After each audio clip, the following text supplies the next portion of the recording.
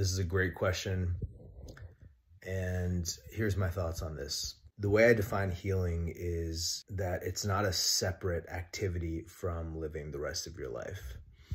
And it can be easy to think of healing as like, okay, my healing time is when I'm meditating or when I'm in therapy or when I'm journaling. All of that is healing.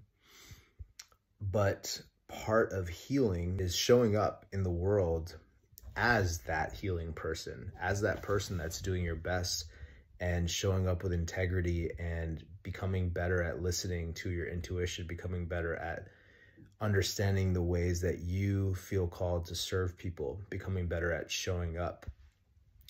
So I do believe that, yes, it's possible to get stuck in this loop of a very limited and myopic viewpoint of what healing is, and have that basically just become an escape or an anesthetic from the difficulties of life, right? Like you can definitely get into meditative states that feel very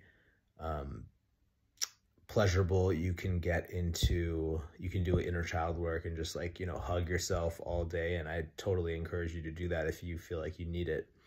But it can become an escape from dealing with the inevitable triggers of life and dealing with the inevitable discomfort that's going to come with growing and pushing your comfort zone and whatever it is that you're doing.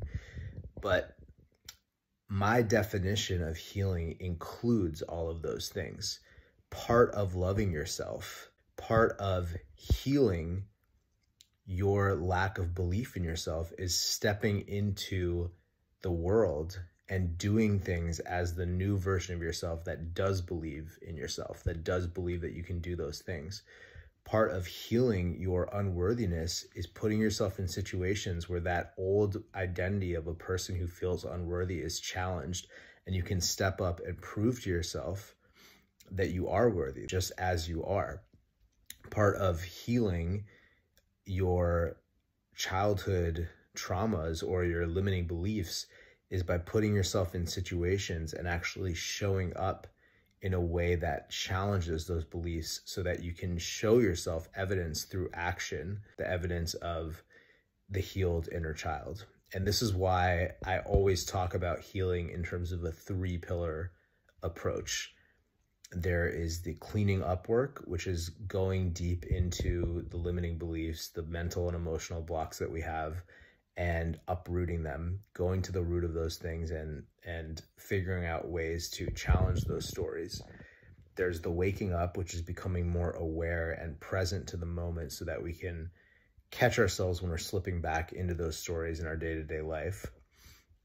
And then there's the showing up, which is actually replacing those unhealed parts of us, those wounded parts of us, with healed or healing parts of us that serve us better, and actually replacing the ineffective actions with positive actions. So I think all of that is healing.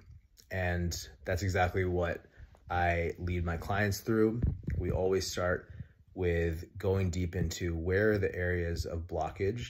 Then we use meditation and awareness techniques to help ourselves get more aware of when we're slipping back into those unhelpful patterns. And then we make a plan to actually show up and actually take actions that align with the identity of the person that we want to be. That's what we do in the Creative Sangha too. That's why it's so much more than therapy, and it's also so much more than just a creative accountability group, because therapy is often, focusing on just the first layer, which is like just figuring out all the ways that you're fucked up, basically, which can be very helpful and is necessary. Meditation is becoming aware, but it's also not enough on its own. And just having an accountability group or just having a coach that tells you what to do without actually diving into the deeper points of why you are the way that you are and the deeper blockages that you may or may not have, then you're just kind of going to be walking around doing arbitrary actions, that maybe you read in a book or they're right for someone else, but they're not personalized to you. So my answer to this question is yes, by the definition of healing that's a little bit more narrow, you can totally get stuck in this phase of just like always doing the inner work on yourself and never like leaving your apartment and actually never leaving your house and actually showing up differently. But I like to think of healing in a more broad term, which is that you are healing yourself when you show up differently in the world. And at a even deeper level than that, you are healing by being of service to others, which it's my core belief that when you do actually clean up those childhood issues, when you do clean up your limiting beliefs and your negative emotional patterns, and you start to feel more whole and you start to feel more internally abundant, you naturally feel called to service. That's been a huge realization for me. As I've done the work, I've just naturally wanted to serve, and that's influenced the way I make music and everything that I'm doing. And so when you feel called to service, you are healing.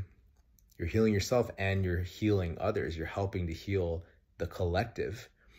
And at the deepest level of reality, I am you and you are me. You know, like, it's like, from a non-dual perspective, the healing is always happening, whether for you or for another human being.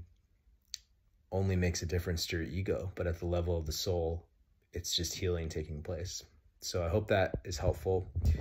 And yeah, thanks for the great questions, guys. You're always sending me really deep stuff in the DM, so I appreciate you. Peace.